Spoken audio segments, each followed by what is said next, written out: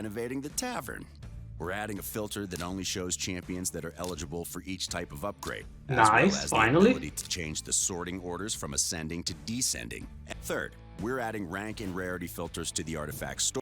This is also super good. I am so happy. It's the happiest day of my life, actually. This has been one of my biggest complaints. Hello everyone, it's Revan here again. And the video was just released for what's coming next in Raid. I was gonna sit here and watch it, so I decided to record and give it my thoughts as we go along. We'll be talking all about what's coming next in Raid. We've got a whole lot to wriggle through today, so let's just slither right into it. First up, the Guardian Ring. Some of you may have already seen our other video dedicated entirely to the Guardian Ring. It'll be replacing let's see the what it sparring does. pit in your Bastion, but you won't be losing the sparring pit you know and love. It's just shedding its old skin and being upgraded with a bunch It does of new look way additions. better. The first new add-on is Faction Guardians, where you assign a special council of champions for each faction that gives champions of their respective rarity within that faction a global stats boost. You'll be able to assign guardians for... So yeah, we've already seen this before. They're re-explaining it. It's basically you can use your dupes to, empower the factions and stuff. As a free-to-play player, I don't really have any legendary dupes, but I do have some epics, which is nice. Rare, epic, and legendary champions, and with this feature, you'll get to have your cake and eat it too, because you still get to keep your faction guardians and use them in battle. It's going to be a huge boost to early and mid-game players who probably won't have any duplicate legendaries in their collections, but will more than appreciate being able to strengthen their rares and epics to help them climb over some of those tougher raid hurdles. Yeah, exactly. I think that's a good thing. I like this. I think, I'm not sure. I mean, people complain about everything. I think there were some people complaining about this, but I am totally fine with it. I have my share of epic duplicates, which is going to help me a lot. Stats boost itself is nothing to hiss at, and will be approximately half as strong as the bonuses from a maxed out Great Hall. It'll give you a lot of freedom when it comes to tweaking and adjusting your champion builds and play styles, as well as your Great Hall upgrade strategy. That's true too, actually. Now we have it's basically two great halls in a way, and one of them is dependent on arena, and the other one is dependent on your duplicates, right? So you can strategize, and it just makes the whole game more dynamic. Because depending on the dupes you have for a certain faction, you may not want to go for the same Great Hall upgrade anymore.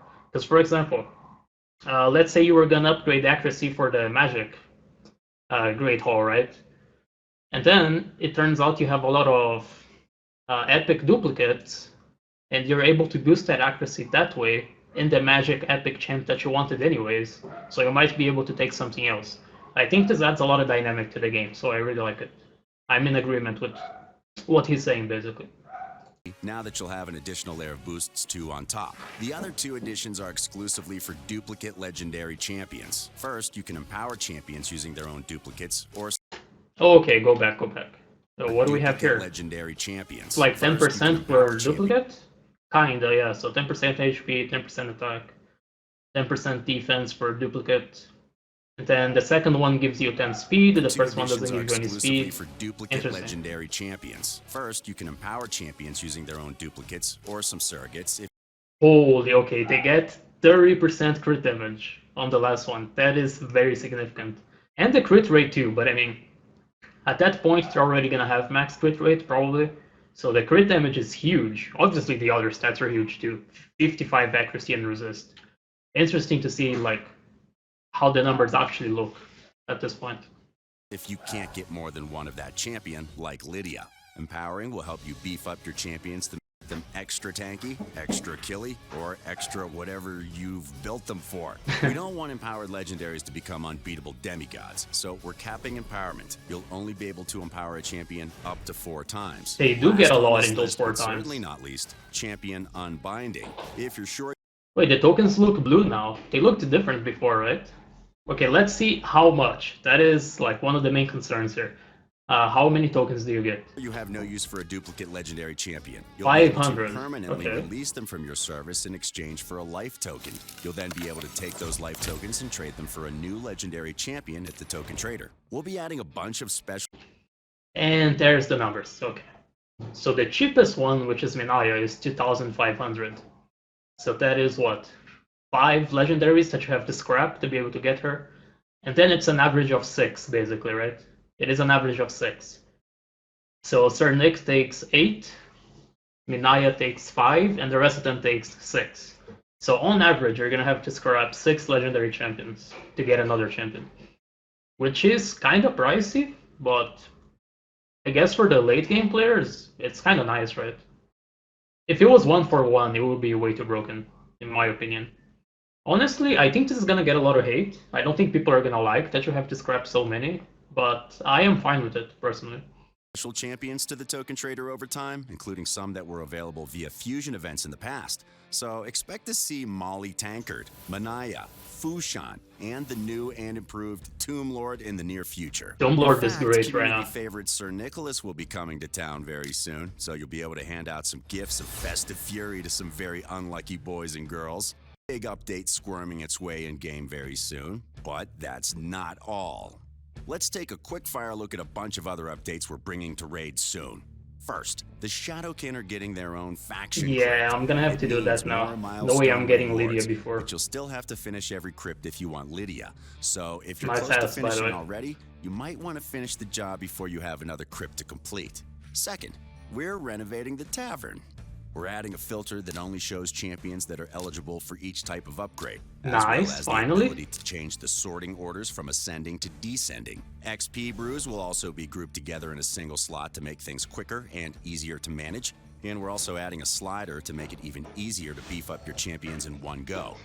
Okay, that's so good. That is exactly what we needed. I am so happy. This is gonna make it so much cleaner. I'm so happy to get this. I mean, everyone's gonna be really happy about this. That is amazing. Third, we're adding rank and rarity filters to the artifact store. This is also super good. I am so happy. It's the happiest day of my life, actually. This has been one of my biggest complaints from the artifacts, that I can't do it through rarity, because here's the thing. When I'm gearing faction war champions, I am using my crappy rare pieces on them, because my best champions are only going to get the epic and the legendary pieces. So if I'm able to filter what is the rare pieces and the amount of stars as well, that is exactly what we needed. I am very happy about this. Storage, as well as making it possible to select all the artifacts you've filtered for with one tap, so you can sell So your good. gear in bulk. Fourth, and my personal favorite, changes to save teams and skill instructions. We're increasing the number of save teams to 15, and we'll be dividing them up by game mode so you have 15 for each mode. That was also very necessary. I'm also happy about this. My team slots kept filling up, especially, again, faction wars, right? If you're doing more teams in there with specific instructions for faction wars, like sometimes you have an AoE A1 champion with a stun set that you want to be only using his A1 during faction wars. So you're going to have to use one of these slots for faction war teams alone. And so you would run out very quickly. We're also making it possible to create farming setups that you can run in multi-battle mode, along with being able to set different skill instructions for each round of a battle separately. Oh, I called it. I called this shit. I said it multiple times. In one of my videos too. I only have 2 videos in my channel, but I mentioned this. How I really wish you could use the specific instructions for separate rounds. And that's gonna change like the whole dynamic of the game and how you can use every champion in the game.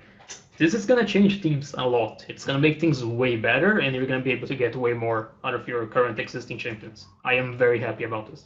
Alongside these changes, we're exploring some options for how to make it quicker and easier for everyone to speed things up throughout the game, starting with Faction Wars and the Doom Tower. We're going to be kicking things off by enabling super raids for Doom Tower boss fights. And to keep things fresh in battles, we're also adding a new buff and debuff pair that increases or decreases resistance in battle.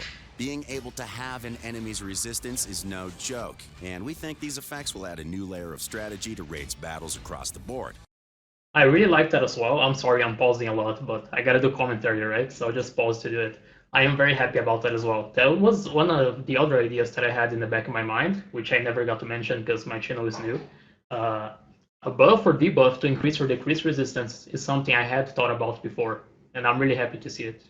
Including introducing completely new team compositions and archetypes. And since we're on the subject of new team compositions, the best thing for that is new champions. A bit of a tradition here on our What's Next series. What you're looking at now is a first sneak peek into the next line of dungeon delving.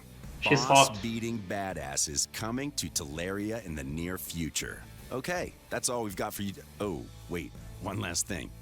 The Hydra. You might have already yes. seen a few leaks from Raid's sleuth-like detective community about the Hydra already, but if you haven't, here's a full breakdown of what will be Raid's The Hydra toughest, seems like it's gonna be scariest, insane. and biggest boss fight.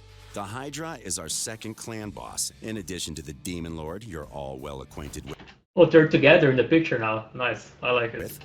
However, it's a bit different than just fighting one boss. You all know the old commonly used adages, 4 heads are better than 1, 4 snakes in the hand are worth 12 in the bush, the more serpents the better. Well, What? they're all true in Raid World too. This unkillable beast will be bringing 4 heads to every fight, each with totally unique skills and Holy mechanics to shit. deal with.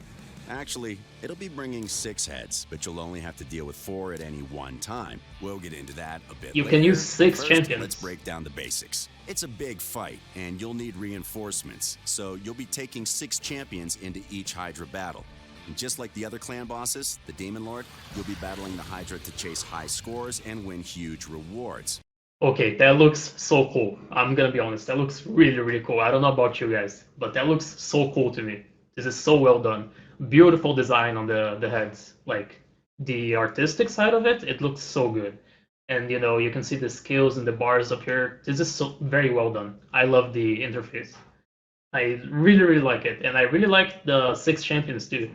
Because, like, you're gonna have an insane amount of possibilities now for combinations.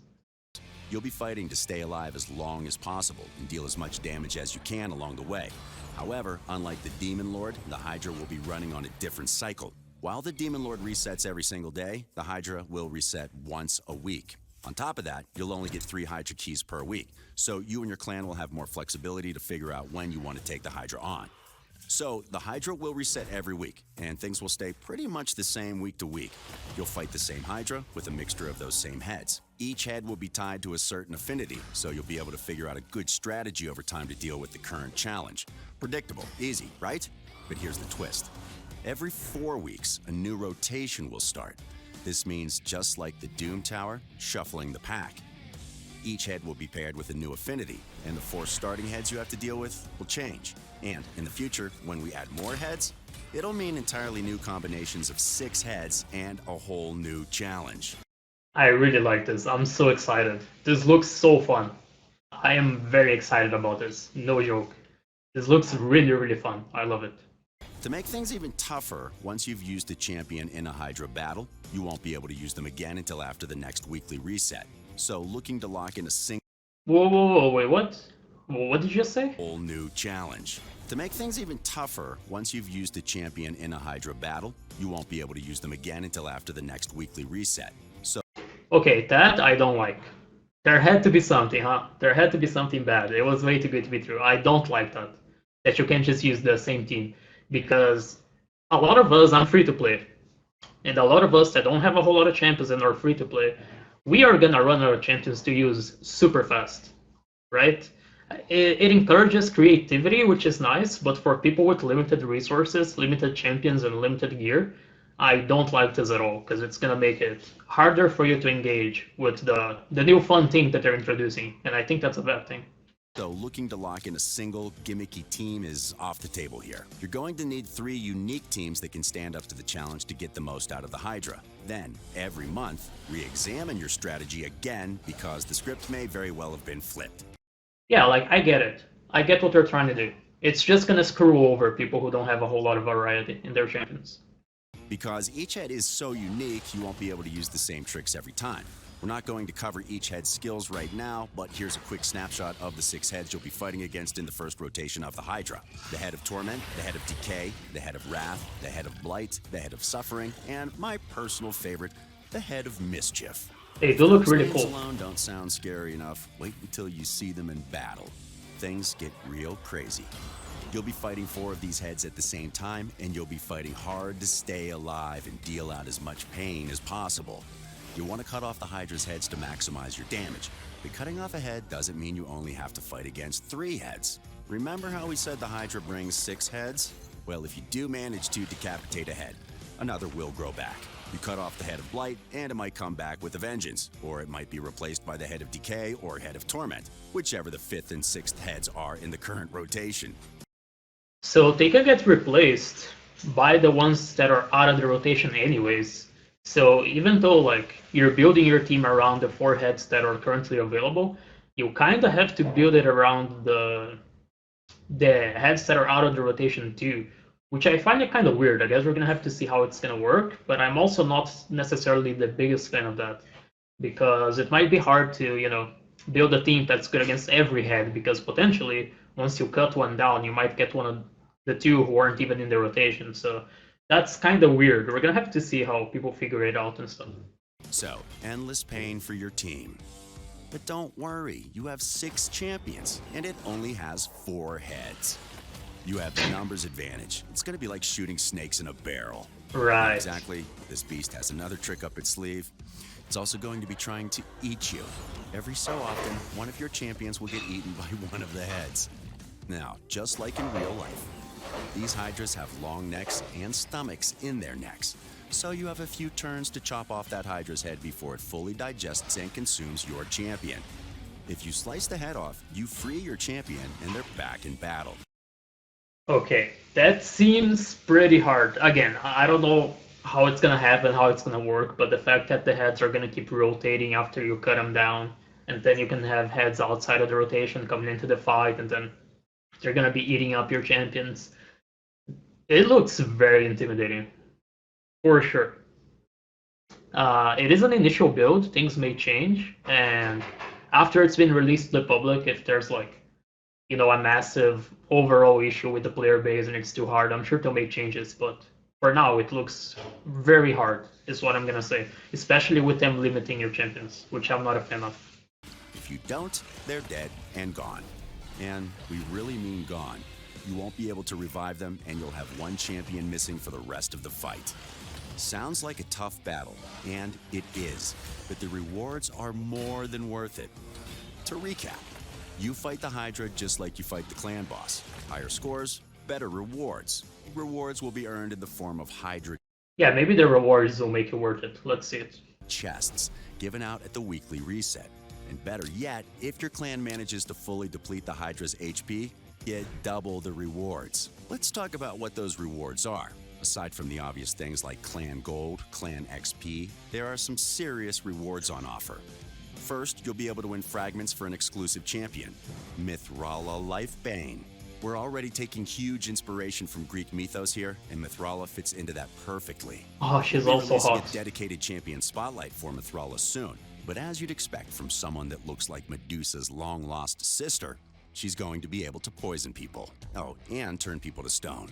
That's a thing now too. It's a really scary debuff that can take people out of the fight entirely, with a downside or two. We'll cover it in greater detail soon, but let's just say in the right hands, with the strategy, it's going to be a game changer. She That does look reward's really simple. cool. New champions are never a bad thing, but what about unique rewards or new mechanics? Oh, I'm glad you asked. You'll also be able to win a whole new type of artifact from Hydra chests. We're not talking just a new buff or boosted stats, but an entirely new breed of artifacts that give you set bonuses depending on how many you have equipped. These special variable artifacts will give you an extra bonus with only one of their kind equipped, then another bonus if you equip 2, 3, 4, or even a full 6 of them. These are unlike any other artifact sets in Raid, and So one piece already gives you something, 20 resistance. Is that correct? That is actually really efficient because when you get a lot of pieces, you can't always make it about putting sets together, right? Something we always talk about is prioritize stats over sets so that you can actually get a good build going, regardless of what the set bonuses that you're missing out may be. Because if you're gonna go for sets, the pieces might just not be good enough.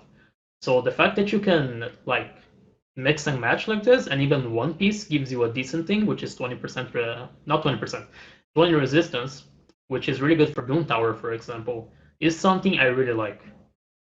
I think this is really cool. I don't know what's a protected buff yet. I'm sure they're going to explain it, but looking at these 3 things here alone, I think it's very nice. will open up huge possibilities in terms of artifact combos and builds. Right off the bat, we'll have 2 of these special variable artifact sets. Set 1, Stone Skin. Equipping a single artifact from this set will give your champion a modest but useful 8% HP boost. Equip 2, and you also get an extra 40 resistance on top. But equip 4, and you'll get access to an entirely new defensive buff called Stone Skin, which you'll get for 1 turn at the start of the round. Stone Skin will mean your champion takes almost no damage from enemy attacks, and makes your champion immune to all debuffs except for bombs. Dude, that's gonna be an arena special right here, this set. I really like it. I think this is really cool and it's bringing more dynamic into the game. So I like it a lot, but it's gonna be an arena special for sure. In fact, bombs will actually do more damage as they can shatter your champion. But it's still a great trade-off for all the benefits of Stone Skin. That's if you equip 4, but equip 6 and you get 2 turns of Stone Skin, plus a boatload more stat boosts. The next set's called a protection set, and it Very works the nice. same way. Equip 1, 2, or 3 artifacts and get extra stats. But at 4, the set has a chance to protect any buff the wearer casts or receives. Protected buffs can't be removed or stolen, so this set is sure to be invaluable to any champion whose buffs are the bedrock of your team. Oh, I see. So it's like a counter to champions that is that strip basically, like Madame Ceres and all that kind of thing. This is cool. I mean, after people start getting these pieces, Arena's gonna go back to being a stalemate, but for the time being, it's novelty, it's new, and it's really nice. Just like the Stone Skin set, this becomes even more powerful at 6 pieces. The protection chance increases, plus you have the benefits of all the other stat boosts along the way. If the special mechanics alone weren't enough for you to want those sets, how about raw power and strength alone? Stone Skin and protection artifacts will be available in an entirely new rarity, Mythical. Oh Mythical shit. artifacts are a step up from legendary artifacts in strength, and you won't be able to find these anywhere else. Okay, that's crazy. That is absolutely crazy. People are gonna invest like crazy on their Hydra teams. This is insane. The bonuses are already so good, and now they have a whole new rarity. That is crazy. Mythical artifacts start with all 4 substats unlocked, but one of the substats will be increased to the equivalent of a level 4 legendary artifact, meaning you'll be able to eke out a little bit more power from mythical artifacts than legendary ones. Damn. It's a small edge, but at the highest level, those small margins make a big difference. That's really cool. As you can probably tell, these artifacts will be incredibly versatile and useful pretty much anywhere, no matter whether you're focusing on PvP or PvE. The Hydra is a huge update, and we'll be gradually adding more content to it over time, with awesome new rewards and terrifying new heads. And we're super excited to see what you guys think of it. And that's it. Whew.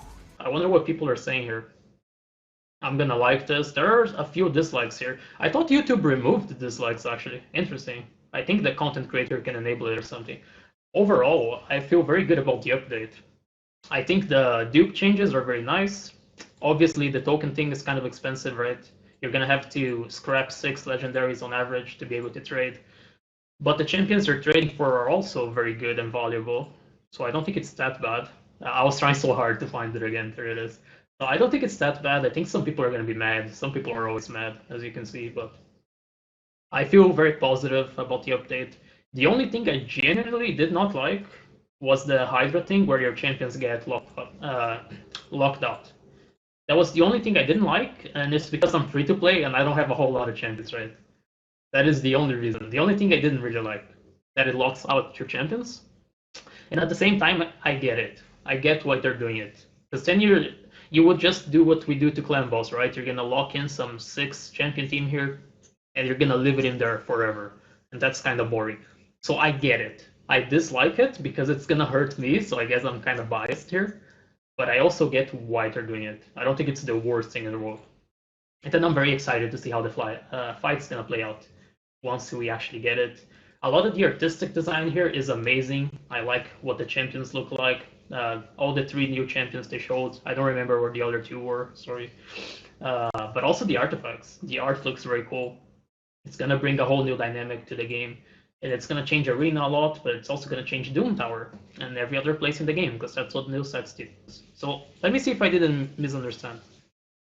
Do they have to be dupes for you to scrap them? Oh, they do. Okay. Okay, yeah. That changes a lot. This is gonna be my new criticism of this picture then, the Unbind champion. Let people unbind their champions regardless if they're dupe or not. That is what I think. You should be able to scrap any legendary champion you want, no questions asked.